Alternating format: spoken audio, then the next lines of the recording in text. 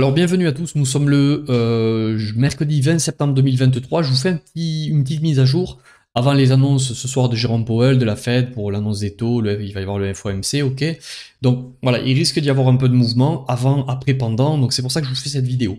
Merci beaucoup. La vidéo précédente, je vous ai demandé de faire péter les pouces et qu'on essaie de passer ces 80. C'est souvent un oubli de votre part, donc c'est pour ça que je me suis permis de le faire. Je crois qu'on a fait 550 vues et plus de 100 likes, ok. Donc c'est un super ratio, je suis content. Bon, ça fait plaisir, j'espère que ça vous fait plaisir aussi, et que le contenu vous plaît, que vous l'avez pas fait que pour me faire plaisir. Rejoignez-moi sur Twitter, ok, je suis un peu plus actif et je vais le devenir, c'est mon réseau social privilégié pour l'avenir, donc je vais beaucoup communiquer dessus, en tout cas plus que ce que je fais d'habitude, donc allez-y, n'hésitez pas, venez sur Twitter qu'on rigole un peu. Plus vous allez être là, plus je vais avoir envie de faire le clown, donc venez. Si j'oublie, la dernière chose que je voulais vous dire, je vous mets ici le lien du dernier live. J'ai eu des très très bons retours sur ce live aussi, donc allez-y, n'hésitez pas à le regarder. On a parlé un peu de trading, on a parlé mindset. Je suis allé un peu plus loin que d'habitude sur le live, donc allez-y si vous l'avez loupé.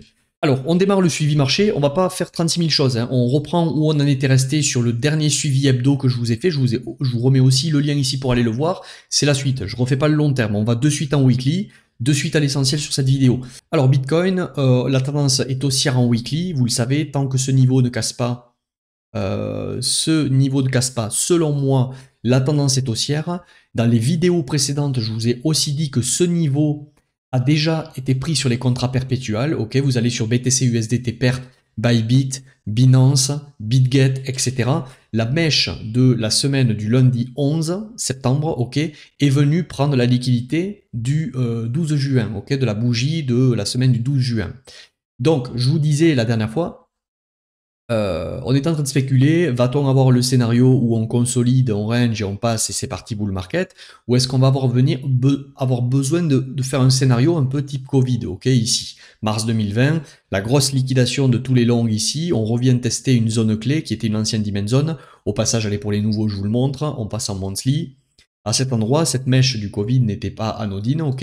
Elle est venue tout simplement retester, refermer une dimension zone qui n'avait pas été retouchée depuis très très longtemps, et pam, la mèche est venue à l'intérieur, ok. Donc est-ce qu'on va avoir le même scénario, un peu du style où on a laissé ici des raisons de revenir potentiellement en monthly, ici, voire, allez, non, ce niveau a déjà été retesté, voilà. Est-ce qu'on va revenir sur des niveaux comme ça, c'est-à-dire retester le break ici, lorsqu'on est parti au début, après la capitulation FTX, au 18 387 ici, là, sur Binance, sur le contrat spot, sur le spot, ou retester au moins les 22 602. Je dis ça, je dis rien. Nous avons dans notre équipe cette Upswing Invest, dans les gens que j'accompagne, le petit groupe, chacun fait ce qu'il veut en fonction de celui qui a du cash, de la liquidité. Nous avons des ordres qui traînent sur des niveaux clés. Ok, au cas où il se passerait quelque chose qui, parce que pour nous, le risque-reward de choper du BTC ici en vue du prochain cycle, hein, c'est ce que je fais. Moi, je suis plus sur une stratégie de swing invest, c'est une stratégie de cycle où on essaie de comprendre la cyclicité et maximiser un bull run, sans holder ensuite un bear market par conviction, par religion, parce qu'on aime les cryptos. On aime les cryptos, mais on n'a pas envie de faire x8 et holder un bear market parce qu'on y croit sur le long terme et reperdre 85%. Ok, on préfère essayer de prendre des profits et faire boule de neige, cumuler, on est des swing investisseurs, c'est-à-dire des investisseurs moyen terme, des investisseurs qui essaient de profiter de l'effet cumulé de plusieurs cycles, ok, sans pour autant chaque fois tout reperdre ou quasiment tout reperdre sur un marché baissier. Donc, je résume le tout. Pour nous, on est haussier en weekly, tant que ce niveau en clôture de bougie weekly ne casse pas baissier. Si vous avez une bougie, ok, cette semaine ou la semaine prochaine, qui nous fait ça par contre, ok, je vais vous la passer peut-être en rouge vif, voilà que ça colle un peu.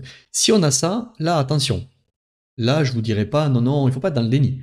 Là, d'un point de vue weekly, on est d'accord que la tendance passerait de ça, ok, boum, boum, boum, boum, je vous le fais à la va-vite, hein. Tac, excusez-moi, je vais juste rajouter, voilà. On passerait de ça, hop, à ça. Premier dip, rebond, ok, clôture en dessous. Donc, qu'est-ce que ça ferait ça? Ça fait qu'on passerait weekly bearish. Donc weekly bearish, ça veut dire que ça peut, mais ne vous attendez pas à de suite quelque chose comme ça, quoi. Ok, peut-être que le marché va avoir besoin de rebondir, tac, pour maturer, revenir tester des zones comme ça, et potentiellement transformer l'essai. Ok, là c'est un nouveau boule et on serait un peu sur ce qu'on a fait ici. Ok. Pour l'instant, ce n'est pas d'actualité tant qu'on n'a pas cette clôture. Je sais que je répète, mais il y a des nouveaux déjà qui arrivent, et de deux, ça fait du bien de répéter, j'ai l'impression quand même, des fois. Parce que je répète, mais bizarrement, on me pose toujours les mêmes questions. Donc, tant qu'on n'a pas cette clôture, on est bullish. Par contre, donc si on est bullish, pour moi, c'est favoritisme, ou je sais pas comment on dit, avantage à qu'on aille faire un plus haut. C'est-à-dire que la suite, pour moi, c'est, tant que ce marché ne me démontre pas l'inverse, qu'on aille prendre cet order flow, ok. Au moins faire un nouvel ATH au-dessus des 32 000. Par contre, va-t-on faire le nouvel ATH, consolidation, on passe, ok, ou va-t-on d'abord racler tout ça pour ensuite y aller? Tout va dépendre de la psychologie du marché. C'est-à-dire que si vous avez une majorité de gens qui sont justement dans cet état et qui veulent acheter plus bas du BTC parce qu'ils sont sceptiques ici, parce que c'est risqué, parce que les news sont mauvaises, etc., vous avez de très fortes chances que le marché ne satisfasse pas la majorité. Ok? Pourquoi? Parce que couper l'herbe sous le pied à des gens ici, et potentiellement les faire FOMO ici parce que ça devient insupportable d'attendre. Ok? Pareil, ceux qui ont vendu ici, pensant racheter du Bitcoin plus bas. Ok? J'ai un gros doute si, et c'est à vous de le sonder, ok? Après, c'est l'action de prix, et on va le voir, ce que nous dit l'action de prix. C'est l'action de prix qui aura raison au final. Hein. C'est elle qui nous laisse le dernier indice pour décider. Mais j'ai le sentiment, c'est quand même pouvoir anticiper et confirmer ce que pourrait nous montrer l'action de prix. Si la majorité ici a vendu parce que les news sont mauvaises en se disant il va y avoir un dip, il y a de fortes chances que le dip on ne l'ait pas de suite. Mais on pourra peut-être l'avoir plus tard, hein, bien sûr. Hein.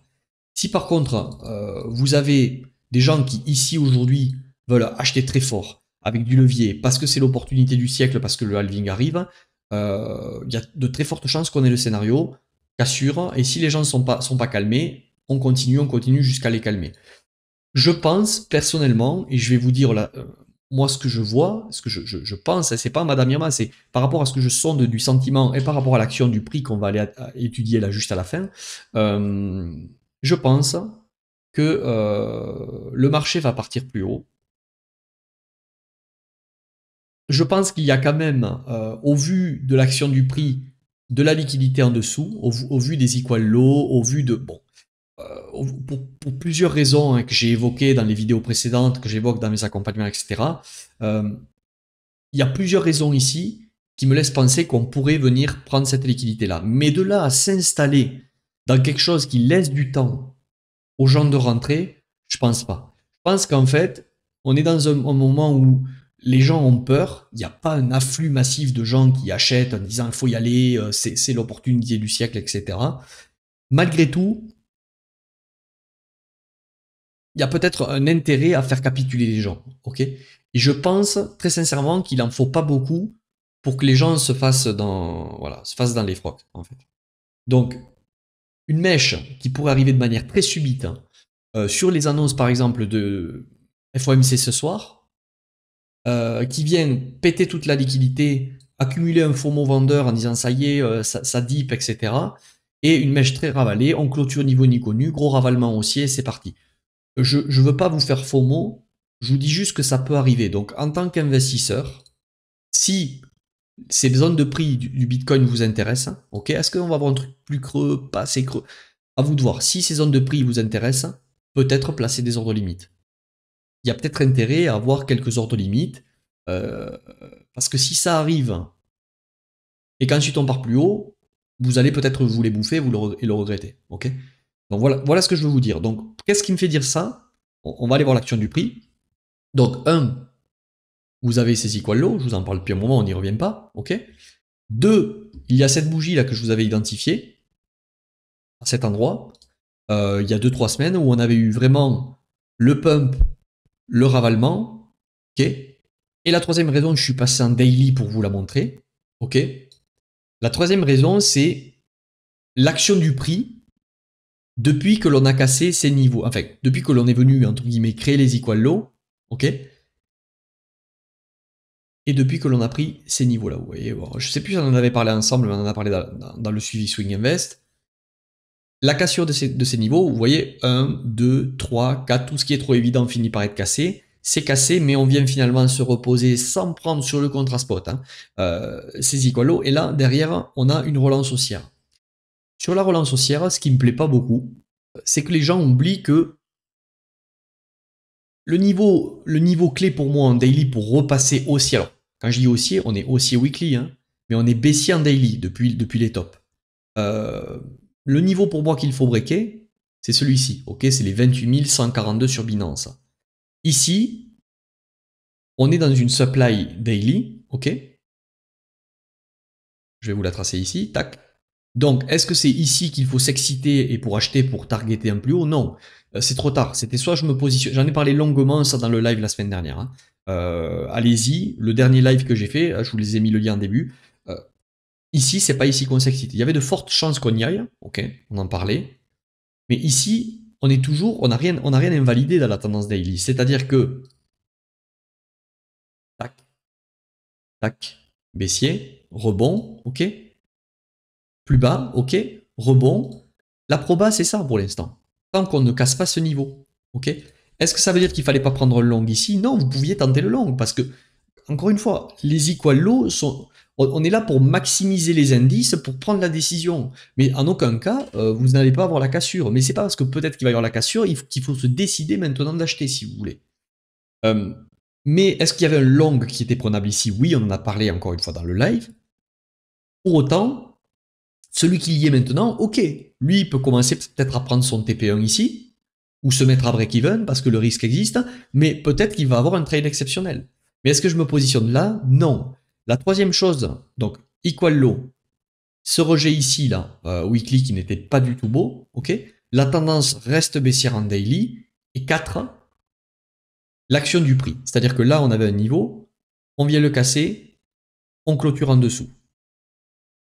On vient casser avec la bougie du 14 septembre, on clôture en dessous le niveau. On vient casser, on clôture en dessous. La bougie du 18, là, on vient péter le niveau, on reclôture en dessous. Ok. La bougie d'hier, on vient prendre le niveau et on clôture en dessous. Ok. Donc, ce que je suis en train de vous dire par là, c'est qu'on est, depuis ce niveau, j'ai l'impression, hein, hop, neutral, j'ai l'impression qu'on vient chaque fois sortir les shorts. C'est-à-dire, on vient sortir les shorts, on profite du FOMO acheteur, donc des gens qui achètent, repoussage de mèche. Donc ça veut dire que la vente a repoussé l'achat. Ok. Donc ça veut dire qu'il y a eu absorption de la demande. Une fois, deux fois, trois fois, ok, avec cette mèche, tac. Ensuite, 4 fois avec cette bougie. 5 fois hier, on vient et chaque fois on clôture. En gros, chaque fois on mèche et on clôture en dessous. On mèche, on clôture en dessous. Donc, cette action de prix fait qu'on a une accumulation, si vous voulez, de gens qui achètent, qui potentiellement ont leur stop sous ces niveaux, ok, sous ces niveaux de trendline. Donc, on vient sortir chaque fois les shorts, on clôture en dessous, donc on accumule des gens qui achètent, parce qu'il faut bien qu'il y ait des acheteurs hein, pour que ça pump comme ça, mais les acheteurs n'ont jamais raison à la clôture de la bougie daily chaque fois. Donc ça veut dire que, on accumule de l'achat sur les achats des gens qui buy, on accumule des achats pour les shorteurs qui étaient ici dans le levier. Il y a des gens qui shortent ici. Quelqu'un qui short, je vous l'ai souvent dit, quelqu'un qui short, lorsqu'il met son stop loss pour targeter par exemple un plus bas, alors là, je vous parle court terme, hein, je vous parle des raisons pour lesquelles on irait chercher ces equal low, ok, sur une annonce là du FOMC. Les gens qui shortent, ce qu'il faut savoir, c'est que quand on vient les sortir, ils deviennent acheteurs, ils rachètent leur position, ok. Et on a aussi peut-être les gens qui ont short depuis tout en haut, qui ont descendu petit à petit leur stop loss pour se protéger parce qu'ils sentent qu'il peut y avoir un retournement haussier.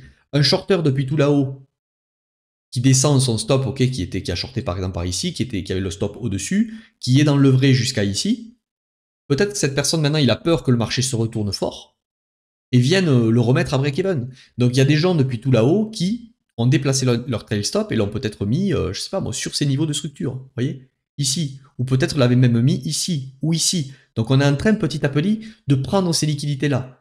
Un trail stop de quelqu'un qui short, c'est un achat. Donc, lorsque vous avez des raisons de venir chercher des achats, mais que vous avez des clôtures et des mèches qui sont rejetées en permanence, c'est que forcément, il y a de la vente et il y a absorption de ces achats. Ok. Donc, est-ce que c'est sûr, docteur? Non. Mais, un, cette clôture weekly, on a parlé il y a quelques semaines, dégueulasse. 2, les equal low. 3, l'action du prix en daily fait que je pense que on reste bull en weekly, je vous l'ai dit en début de vidéo, donc on va aller faire un plus haut. Mais je pense que peut-être que le marché, avant d'y aller, a intérêt de nous faire quelque chose comme ça. Ok? Venir prendre cette liquidité. À quelle profondeur? J'en sais rien. Je suis pas Madame Irma. Le truc que vous devez savoir, c'est être au courant que ça peut arriver pour être moins vulnérable et être moins un poulet sans tête sur le marché. Le but, personne ne sait ce qui va se passer. Le but, c'est de mettre tous les éléments, les pièces du puzzle, pour essayer de prendre la décision la plus éclairée possible. C'est la seule chose que vous pouvez faire, ok? Est-ce que pour autant en weekly on est haussier? Oui. En daily pour moi on l'est toujours pas. Mais un trade pouvait se prendre ici parce que depuis qu'on a cassé cette petite structure intermédiaire, il y a peut-être un joli RR à chercher. Mais maintenant c'est trop tard d'un point de vue daily, ok? Pour l'investisseur, je le rappelle, et on va clôturer la vidéo comme ça, puisqu'au final on aura une vidéo du BTC dominance, THBTC, il n'y a rien qui a changé, dollar, tout est pareil, ok? Par rapport au suivi de la semaine dernière. Je rappelle que pour l'investisseur, on va clôturer comme ça, on est aux abords du 618 long terme. Ça reste des bons niveaux, je vous en ai déjà parlé. Est-ce que pour autant je gaspillerais là du cash si j'en avais de réserve ici? Non, pour moi c'est soit maintenant on a le dip et je rachète par ici pour m'exposer un peu plus au BTC en vue de surfer le prochain cycle. Voir tout ce qu'on a évoqué là, c'est potentiellement mettre toutes les chances de son côté de mieux réussir le bull run parce qu'on cherche quand même à DCA optimiser sur le Bitcoin quand on rentre sur le Bitcoin. Ok? Voilà, on va clôturer là. C'était les éléments que je voulais vous dire. Le FOMC ce soir. Surveillez bien l'action de prix. Sachez qu'il pourra peut-être y avoir une grosse volatilité qui va piéger du monde. Euh, pour moi, je pense que le sentiment est quand même assez bear. Il y a des convaincus qui certainement ont leur stop loss sous les equal low, donc peut-être qu'on peut aller les chercher. Mais si on va aller les chercher, pour moi, ça va être quelque chose d'assez fulgurant pour faire capituler, parce qu'il n'y a pas beaucoup pour maintenant finir de faire capituler les gens dans cette tendance haussière weekly, je le rappelle, qui reste haussière weekly. Prenez soin de votre money management et de votre gestion de risque.